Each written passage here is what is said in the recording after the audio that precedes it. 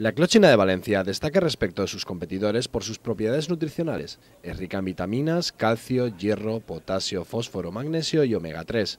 El cultivo de este tradicional molusco da empleo a 100 familias y de forma indirecta a más de 600 personas. Este año habrá una producción de 300 toneladas, alcanzando en la actual campaña un valor estimado de 1.125.000 euros.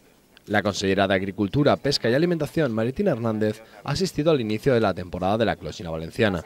Allí ha destacado la apuesta de los productores por la imagen de marca como herramienta de promoción y de garantía de calidad para los consumidores. Volem traslladar a tots els consumidors el missatge que se troben enfront a un producte saludable, beneficiós per a la salut, un producte que conté que té en si mateixa minerals i té elements que el fan positius per a la salut de tots els consumidors, però a més un producte cultivat en totes les garanties sanitàries i en totes les garanties de qualitat que dona el que siga un cultiu restringit. La excelente calidad del producto de este año viene marcada por la inexistencia de factores externos desfavorables al cultivo, el estado de las aguas portuarias y el desarrollo de la parte carnosa del molusco.